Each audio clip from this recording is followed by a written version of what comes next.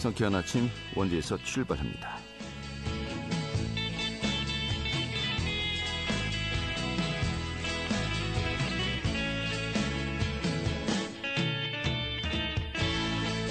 안녕하십니까. 11월 3일 금요일 아침 인사드리겠습니다. 상쾌한 아침 원주에서 출발합니다. 진행의 한태호입니다. 어제 참 더웠습니다. 강릉시 같은 경우는 낮 기온이 29도까지 올랐습니다. 112년 만에 역대 11월 최고 기온이었다고 하는데요.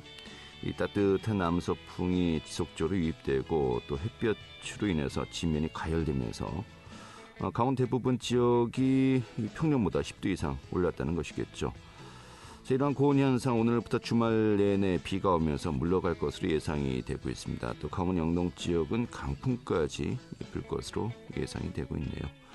자, 오늘 준비한 소식 살펴보도록 하죠. 이 취재 기장길에서요. 도내 정치권 이슈 살펴보도록 하겠습니다. 또 원주시 문마구 방계리 은행나무를 주제로 한 은행나무 축제가 오늘 개최됩니다. 오늘 살펴보도록 하겠고요. 또 영혼의 대표적인 시인이죠. 김삿갓이 일대기를 다룬 라이매왕 김삿갓 공연이 진행된다고 합니다. 그 내용도 알아보도록 하죠. 11월 3일 금요일 상쾌한 아침 원주에서 출발하겠습니다.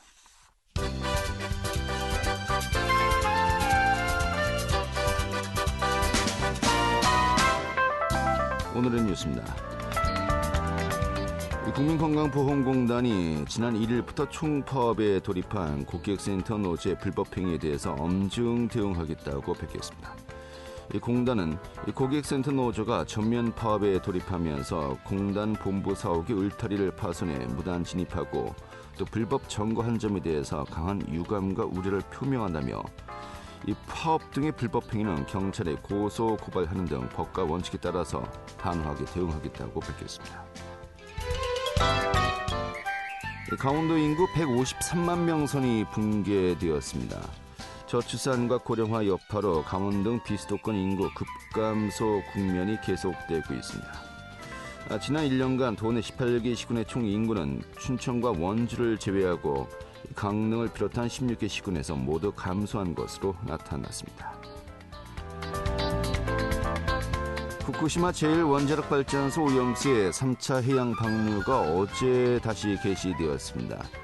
이번 3차 방류에선 1차 및 2차와 마찬가지로 약 17일간에 걸쳐서 7,800톤의 오염수를 방류할 예정이라고 밝혔습니다. 일본 정부와 도쿄전력은 내년 3월까지 총 4회에 걸쳐 오염수 31,200톤을 방류할 예정입니다. 오늘의 뉴스였습니다.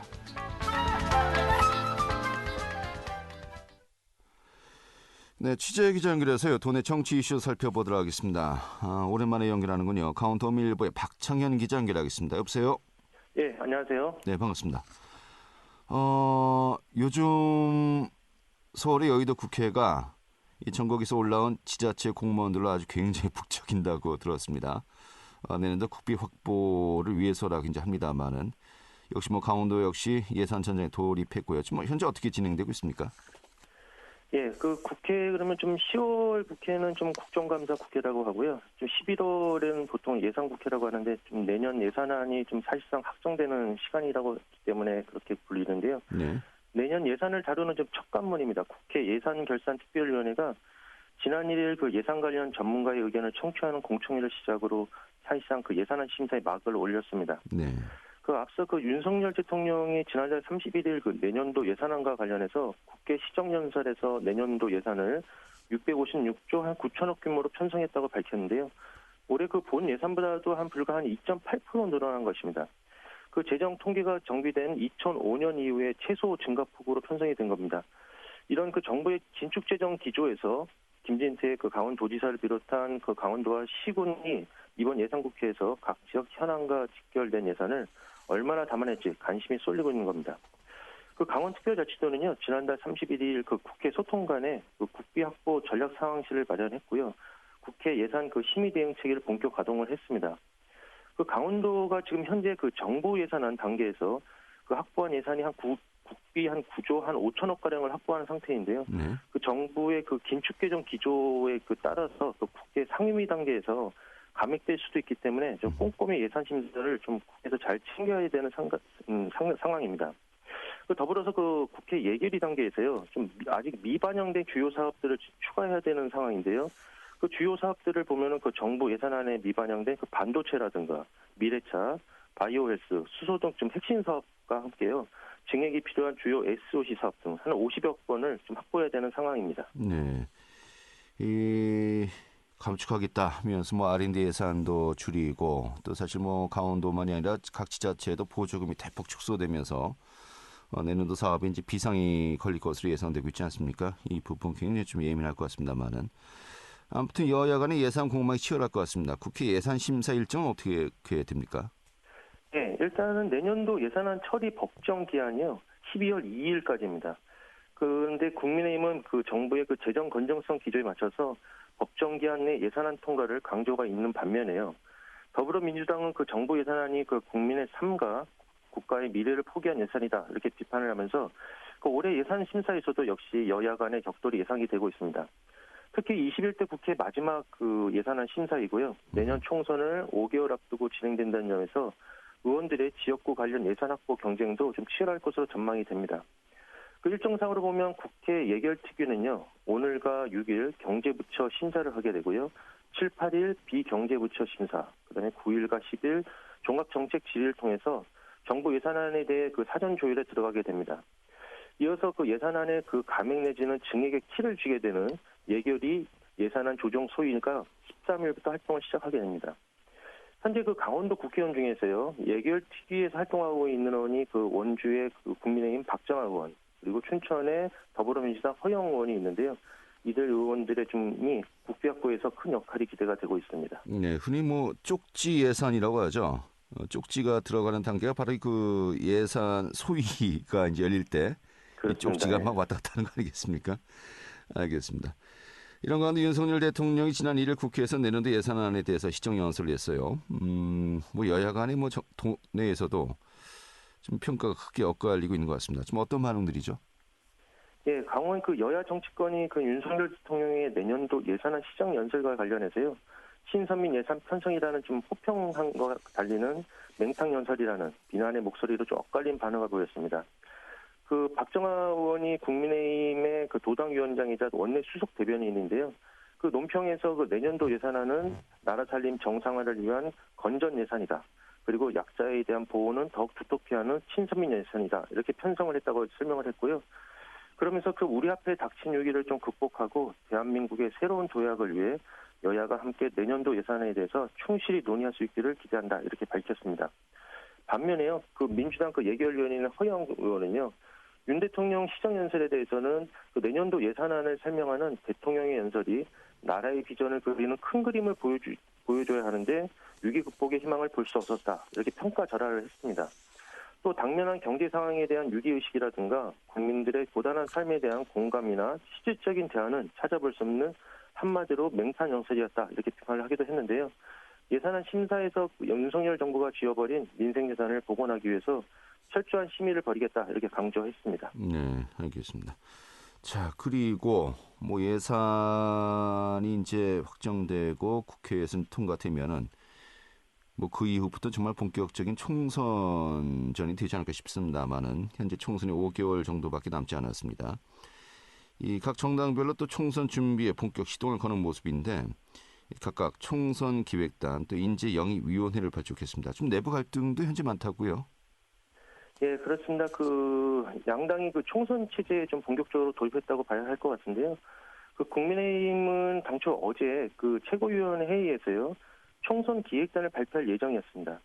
그런데 그 김기현 당대표가요, 지금 그 내정된 인선안보다 좀 더 많은 저 비윤계 내지는 청년 수도권 인사를 전진 배치해라 이렇게 말하면서 의결을 미룬 것으로 전해졌습니다.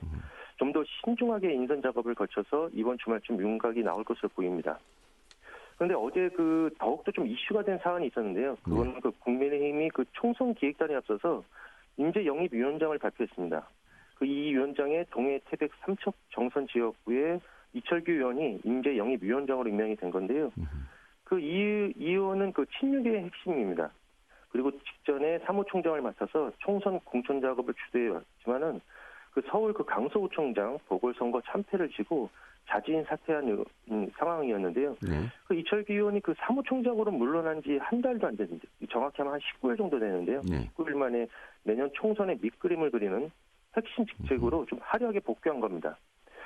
그 당은 이에 대해서요. 이철규 위원장 인선 배경에 대해서 전직 사무총장으로서 그 인재 영입 활동을 오래 해왔기 때문에 업무 연속성 등을 감안했다 이렇게 설명을 했고요. 그 일각에서 그 친윤계 인사들이 공천을 주도한다 이런 비판이 있는 것에 대한 그 기자들의 질문에 대해서는 인재 영입과 공천 관리 활동은 별개다. 결과로 평가받겠다. 이렇게 거듭 밝히기도 했습니다. 하지만 이런 해명과 달려져 이 위원장의 그 복귀에 대해서 이준석 전 대표가요. 그 임명직 당직자 사퇴한다더니 다시 슬그머니 한 달도 안 돼서 들어오는 거 보니까 사람이 없네. 내지는 역시 노답이다. 이렇게 비꼬기도 했습니다. 네. 그 더불어민주당 그 강원도당에서도요 성명을 냈는데요. 이철규 인재영입위원장에 대해서는 선거 참패로 당 지도부에서 사퇴한 지 19일 만에 화려하게 복귀하는 것은 국민을 우롱하고 기만하는 것이다. 이렇게 비판하기도 하였습니다. 알겠습니다. 뭐 어찌되었든 간에 회전문 인사다라는 또 비판을 받을 수밖에 없겠군요. 그런데 더불어민주당도 역시 내부 사정은 만만치 않은 것 같아요. 역시 지난 1일 총선 기획단을 구성하고 본격적인 활동에 들어갔습니다만은 친명, 비명, 지금 갈등이 계속되고 있습니다. 친명 기획단이냐라는 또 나선 비판도 나오고 있는 것 같습니다. 예, 그렇습니다. 그 민주당도 국민의힘 못지않게 좀 내용이 있다고 봐야 되겠는데요. 민주당도 지난 1일 그 친명계가 중심이 된 총선 기획단을 구성을 했습니다. 총선 기획단 단장에는 그 이재명 대표의 최측근이라고 할 수 있는 조정식 사무총장이 맡았고요.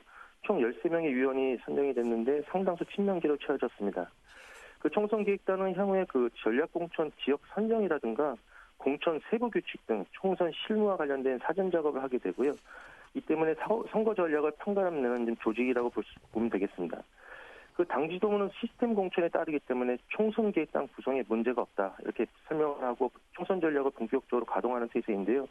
하지만 당 안팎으로는 좀 친명 일색으로 공정이기 때문에 공정하고 투명한 공천이 이뤄질지 의문이다 이런 지적이 나오고 있는 겁니다. 네, 그래서 뭐 민주당이나 국민의힘이나 좀 분당, 뭐 신당이 나오지 않겠냐라는 또 가능성도 자꾸 이제 이야기가 나오고 있지 않습니까? 이 대진표 구도는 아직까지도 굉장히 이 변수가 많은 것 같습니다. 그렇습니다. 또 현수막 얘기 좀 해보죠. 이 길거리 곳곳마다 정당 현수막이 난립해서 뭐 상당히 지금 눈살을 찌푸렸습니다만은 국민의힘과 더불어민주당, 강원도당이 지난 한 해 동안에 현수막 제작에 사용했던 비용이 뭐 3억 원을 넘는다고요? 예, 그 지난 한 해 동안 그 강원도 내 여야 정당 두 곳이요. 길거리 현수막에 지출한 비용이 3억 원에 달하는 것으로 나타났습니다. 그 국민의힘과 더불어민주당 그 도당이요. 강원도 선거관리위원회에 제출한 그 2022년도 지난해 회계 보고서를 분석해봤는데요. 정치 현수막에 지출한 금액이 정확하게 3억 272만 원으로 집계가 됐습니다. 정당별로 보면 국민의힘이 그 당협 그 현수막과 피켓 제작비에 한 1억 한 1천만 원 가량을 썼고요. 민주당은 그 좀 더 많은 1억 한 9천만 원을 지출한 것으로 조사가 됐습니다. 네. 그런데 뭐 정작 그 정치권에서도 이 현수막이 좀 골칫거리를 여기고 있다고 하는데 상대당이 걸기 때문에 우리가 대응을 하지 않을 수 없다라는 또 이야기도 하고 있습니다만은 이게 뭐 계속해서 악화가 되고 있는 것 같기도 하고요. 그래서 국회가 정당 현수막의 난립을 방지하기 위한 관련법 개정에 나섰군요. 예, 좀 의미 있는 법 개정이 지금 들어가고 있는데요. 국회 행정안전위원회가 그 지난 1일 전체 회의를 열어서요. 정당 현수막 난립을 방지하기 위한 고개 광고물 개정안을 의결을 했습니다. 이 개정안 내용을 보면요. 무분별하게 입점되는 그 정당 현수막 설치 개수를 읍명동 단위별로 각각 2개 이내로 제한하는 내용을 담았습니다. 설치 장소는 보행자나 교통수단의 그 안전을 저해하지 않는 곳에 개점해야 되고요. 설치 기간이 만료된 보통 한 15일 정도가 설치 기간인데요. 이 현수막은 신속히 자진 철거한다는 조항이 포함이 됐습니다. 이외 규격이라든가 표시 방법, 설치 기간 등에 대해서는요. 대통령령으로 유임이 됐고요. 일각에서는 그 현수막 내용도 제한해야 되지 않냐 이런 것도 얘기가 됐었는데요. 정당 정치 활동의 좀 자유 등을 감안해서 개정안에 담기지는 않았습니다. 이번 그 5개 광고물 개정안은요. 그 오늘 그 8일 법제사법위원회 전체 회의와 9일 본회의를 통과하게 되면요. 내년 1월 1일부터 본격 시행하게 됩니다. 네. 이건 뭐 여야 간에 의견 차는 없는 거죠? 그렇습니다. 네. 예. 뭐 내용은 규제하지 않지만은 읍명동별로 각 정당별로 2개 정도. 지금보다는 훨씬 줄겠군요. 알겠습니다. 오늘 이렇게 정리 아주 잘 들었습니다. 예, 감사합니다. 네, 강원도일보의 박창현 기자였습니다. 알찬 정보, 생생한 현장의 소식을 전해드립니다. 리포터 현장. 네, 방계리 운행나무를 주제로 한 2023 방계리 운행나무 축제가 오늘 열린다고 합니다. 오늘 이 소식 전해드리도록 하죠. 박다현 리포터 어서 오시죠. 네, 안녕하세요. 예. 자, 방계리 운행나무 이제 뭐 가을에 꼭 봐야 될 명소가 된 것 같습니다만은 좀 전반적인 좀 정황부터 좀 설명해 주시죠. 네, 저는 어제 오후에 방문을 했는데요. 정말 웅장한 나무에 잎이 노랗게 물들어서 이번 주가 절정일 것 같습니다. 저는 반계리 은행나무를 작년에도 보고 올해 또 보게 됐는데요. 이 반계리 은행나무가 주는 웅장함에 항상 볼 때마다 새롭고 또 감동을 받고 오는 것 같습니다. 원주 반계리 은행나무는 원주시 문마읍 반계리에 있는 은행나무로 1964년에 대한민국 천연기념물 제167호로 지정됐는데요. 이 높이가 34.5m, 둘레가 16.9m, 남북으로 31m 정도로 넓게 펴져 있습니다. 정확한 나이는 알 수 없지만 대략 800년에서 1000년으로 추정하고 있는데요. 이 나무는 예전에 이 마을에 많이 살았던 성주 이씨 가문의 한 사람이 심었다고 합니다. 또 아주 오랜 옛날에 어떤 대사가 이곳을 지나다가 목이 말라 물을 마신 후 가지고 있던 지팡이를 꽂아 놓고 간 것이 자란 것이라고도 하는데요. 이 마을 사람들은 이 나무 속에 커다란 흰 뱀이 살고 있어서 아무도 손을 대지 못하는 신성한 나무로 여겼답니다. 이 가을에 이 나무의 단풍이 일시에 들면 다음에 풍년이 든다는 전설도 있는데요. 자세한 내용 반계리 은행나무위원회 민병권 위원장 이야기 들어보겠습니다. 지금 올해로 수는 5회째예요. 5회째인데 그동안에는 이제 지역 주민들이 십시일반 주머니 돈을 마련해가지고 했었는데 시에서 보조를 받아가지고 이제 행사를 치르고 있는데 사계절을 테마로 한 그 사진전을 가지고 있고요. 그리고 이제 그 누린 우체통을 만들어가지고 엽서를 오시는 손님들한테 써서 우체통에다 넣으면은 우리가 이제 그 발송해서 붙일 계획으로 이제 그렇게 하고 있고 여기 반계 초등학교가 있어요. 그래 반계 초등학교 어린이들 전교생을 대상으로 해가지고 은행나무를 주제로 해가지고 그림 그리기를 해서 그림 전시회가 있고 화합 노래자랑 및 음악회가 있어요. 네. 자, 지금 뭐 은행나무 가장 또 예쁜 시기인 것 같습니다만은 바로 오늘이죠. 반계리 은행나무 축제가 열린다고요? 네, 맞습니다. 2023 반계리 은행나무 축제가 오늘 하루 동안 개최되는데요. 오늘 오전 10시 30분 사물놀이와 풍물놀이 공연으로 시작해 오늘 오후 4시까지 진행될 예정입니다. 이 반계초 사물놀이와 난타가 식전 행사로 진행이 되고요. 개회식에 이어 대금과 훈 연주, 또 색소폰 연주가 축하 공연으로 이어집니다. 이후로는 국악과 가요 트롯, 클래식 앙상블 등 가을 음악회와 포크댄스 공연, 은행나무 가요제 등이 진행될 예정인데요. 또 부대 행사로는 반계 은행나무의 사계절의 모습을 담은 사진과 그림 전시회가 진행되고 느린 우체통 엽서 쓰기와 캘리그라피 종이 방향제 만들기 체험을 하실 수 있습니다. 오늘 하루 반계리 은행나무에서 가을의 끝자락을 마음껏 느껴보실 수 있을 것 같은데요. 반계리 은행나무 앞에서 만난 시민분들 이야기 들어보시죠. 문막 여기 근처에서 왔는데 오게 된 건 원주에 지금 계속 살고 있었는데 한 번도 온 적이 없었거든요. 그래서 한번 와보고 싶어서 왔는데 사람이 너무 많아갖고 되게 딱 첫 느낌이 웅장하다 이런 느낌이 좀 들었던 것 같고 그리고 800년이나 됐다는 거 자체가 신기했어요.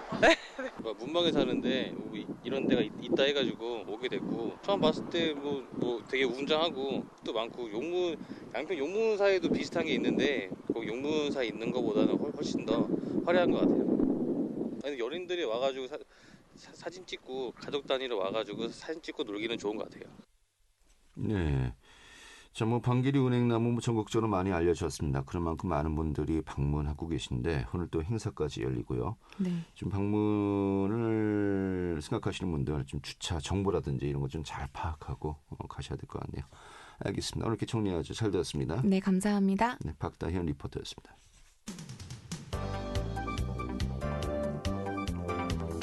생생한 현장, 유익한 생활 정보를 전해드리겠습니다. KBS 원주 라디오 상쾌한 아침 원주에서 출발합니다를 함께하고 있습니다. 네, 오늘이 영월 군민의 날이기도 한데요. 또 영월문화관광재단에서 오늘 라임의 왕 김삿갓 공연을 진행한다고 합니다. 소개해드리죠. 영월문화관광재단의 오명훈 차장 연결하겠습니다. 여보세요? 네, 여보세요? 네, 반갑습니다. 네, 안녕하세요. 예, 라임의 왕 김삿갓, 이 공연 제목부터가 굉장히 좀 특이합니다. 아무래도 그 라임이라고 하면은 특정 어떤 단어를 힙합 분야에서 이렇게 반복적으로 이제 사용하는 기법을 의미하는 거 아니겠습니까? 네, 자, 이것을 맞습니다. 네. 김삿갓의 어떤 시조에 맞춰서 좀 현대적으로 재해석했다. 좀 이렇게 이해하면 될 것 같네요. 어떻습니까? 네, 맞습니다. 과거 김삿갓이 8살 무렵에 훈장님이 말썽꾸러기인 그를 훈육하기 위해서 갈짓자만 12개를 써서 어려운 시제를 제시했었습니다. 네, 김삿갓은 보란 듯이 옥지라는 시를 지어서 화답을 했었어요. 네. 네, 제가 내용을 좀 간단하게 말씀드리면 옥지, 상지, 등지, 조지, 추지, 집지, 와지락, 집하지, 사지, 노지, 추지 내용으로 이제 나오는데요. 네. 요거를 해석드리자면 지붕에 올라갔지, 새 새끼를 잡으려 했지, 기와가 떨어져 깨졌지, 스승님이 놓아서 종아리를 치셨지 라고 해석이 됩니다. 그래서 이와 같이 현대문화로 재해석해서 조선 최고 마성의 힙스터 김삿갓 세상 주요기 공연이 오늘 영월문화예술관에서 예. 펼쳐질 예정입니다. 그렇군요. 네네. 8살 때요. 8살 때 이 갈짓자 12개를 해석해 한마디로 정말 맞습니다. 라임을 살렸군요. 네네. 천재는 천재였네요. 네, 어렸을 때부터 뛰어난 재능을 가지고 있었다고 합니다. 예, 그런데 본인의 여러 가지 사정으로 인해서 뜻을 이루지 네. 못하고 그 천재성을 맞습니다. 다른 곳에서 이제 발휘한 겁니다만. 네. 이번 공연 좀 젊은 세대에게는 지금 마당극 형태이기 때문에 낯설 수도 있습니다만 또 여기에 힙합과 EDM을 활용한 또 한마디로 종합예술곡으로 진행된다고요? 네네. 마당극이 가진 특유의 풍자와 해악 그리고 비판은 현대 힙합의 사회 비판과 맞닿아 있다고 생각을 하는데요. 이러한 점을 계급, 성별에 따른 차별과 고관의 수탈을 반발하여 사회에 저항했던 우리 지역의 대표적인 인물인 김삿갓을 통해서 좀 보여주자고 했고요.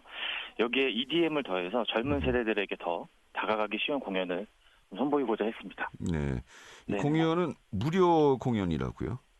네네. 무료 공연입니다. 네. 영월 군민이 아니어도 다 이제 관람이 가능한 겁니까? 네. 영월 군민이 아니어도 당연히 관람이 가능하시고요. 네. 저희 영월문화관광재단에서는 지역 문화예술진흥의 허브 역할을 수행하고 있어요. 그래서 지역 주민들뿐만 아니라 관광객들에게도 다양한 문화예술 사업과 그리고 프로그램을 제공을 하고자 하고 11월 3일 오늘 라임의 김삿갓이 지역의 대표적인 인물로 김삿갓에 대해서 더 알아갈 수 있는 계기가 되었으면 해서 오늘 또 공연이 진행이 됩니다. 예. 또 해당 공연이 한국문화예술회관연합회에서 선정한 방방곡곡 네네네. 문화공감 사업에 선정되었다고 이제 합니다만 이 선정 기준은 어떤 거였습니까? 이제 한국문화예술회관연합회에서 심사 과정을 거쳐서 각 지역에 있는 문예관에 있던 추가 유치 가능한 예산 규모를 보고 그다음 공연 개최 가능 건수와 선호도 그런 기타 다양한 사항들을 가지고 심사위원들이 심사숙고해서 배정하게 된 배정해서 유치하게 되었던 알겠습니다. 사업입니다. 예. 네네. 자, 오늘 영월문화예술회관에서 이 공연 몇 시에 진행되는 겁니까? 오늘 19시에 예. 저희 영월문화예술관에서 진행이 됩니다. 저녁 7시에 많은 분들 예, 일정 맞습니다. 참고하시고 관람 네네. 하시면 좋을 것 같습니다. 재밌겠네요. 예. 네네. 오늘 이렇게 정리하겠습니다. 오늘 공연 잘 또 진행하길 또 기대하겠습니다. 고맙습니다. 네, 감사합니다. 네, 영월문화관광재단의 오명훈 차장이었고요. 자, 11월 3일 금요일에 함께했던 상쾌한 아침 원주에서 출발합니다. 오늘은 여기까지입니다. 자, 행복한 주말 휴일 보내시고요. 다음 주 월요일에 다시 뵙도록 하죠. 지금까지 기술의 한대희, 구성의 김혜정이었고요. 저는 한태후였습니다. 고맙습니다.